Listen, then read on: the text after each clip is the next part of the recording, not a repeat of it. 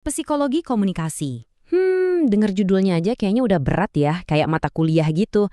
Tapi gimana kalau saya bilang, ini sebenarnya kunci rahasia buat ngerti kenapa obrolan kita tuh kadang nyambung banget, tapi kadang malah gagal total. Yuk kita coba bedah bareng-bareng.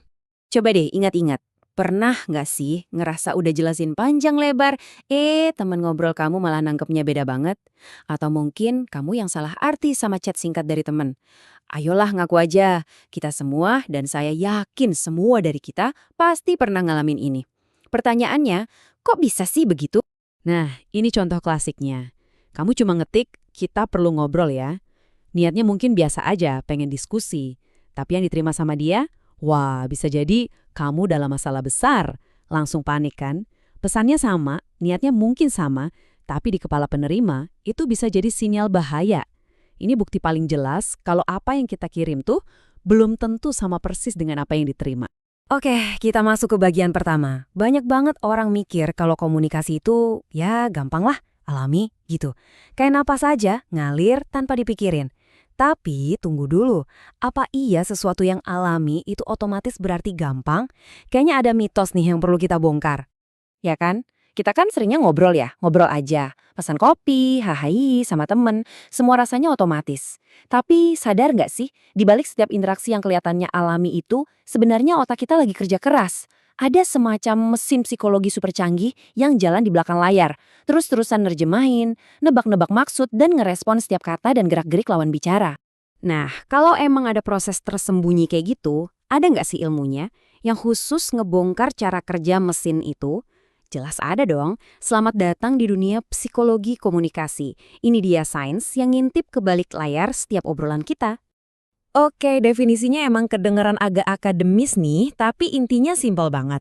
Ilmu ini punya 3 misi utama. Pertama, menguraikan alias ngebongkar apa sih yang sebenarnya terjadi di kepala kita pas lagi ngobrol. Kedua, meramalkan, jadi kita bisa nebak kira-kira orang bakal ngerespons gimana. Dan yang paling seru, ketiga, mengendalikan, biar komunikasi kita jadi lebih efektif. Keren kan? Coba kita bedah lagi ya. Anggap aja komunikasi itu kayak pertunjukan teater. Ada 2 panggung yang jalan barengan. Di satu sisi, ada panggung belakang. Ini peristiwa mental. Semua pikiran, perasaan, interpretasi yang terjadi di dalam kepala kita yang nggak kelihatan. Nah, di sisi lain, ada panggung depan. Ini peristiwa behavioral.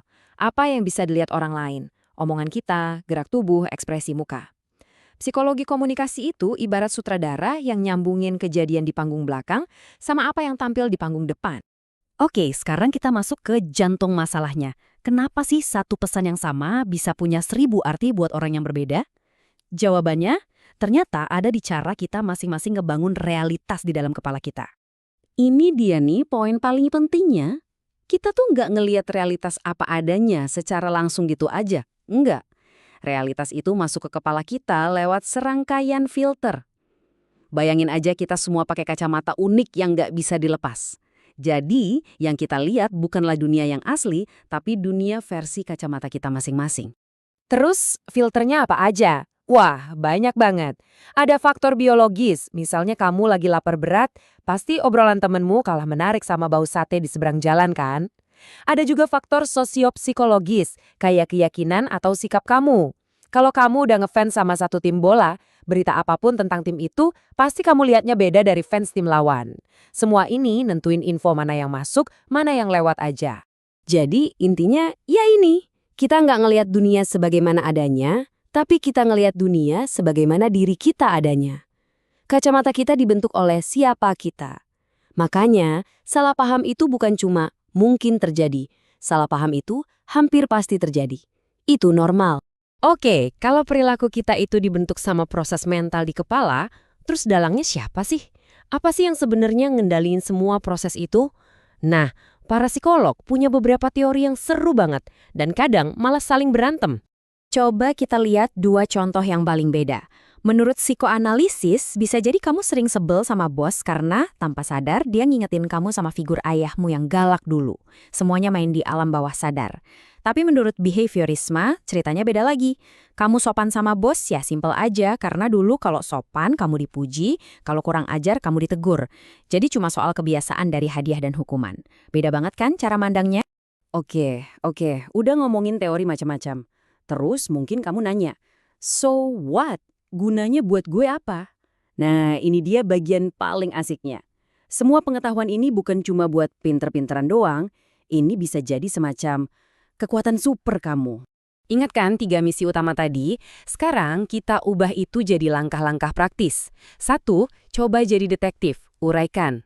Mulai kepo, kira-kira apa ya yang lagi dia pikirin? Atau, kok gue jadi emosi gini ya? 2, jadi peramal, ramalkan. Kalau kamu udah bisa nebak-nebak, kamu bisa antisipasi reaksinya. Dan 3, jadi sutradara, kendalikan. Ini bukan soal manipulasi ya, tapi lebih ke mengendalikan diri sendiri dan ngarahin obrolan biar hasilnya enak buat semua. Nah, sekarang giliran kamu. Coba deh pikirin, rapat penting besok.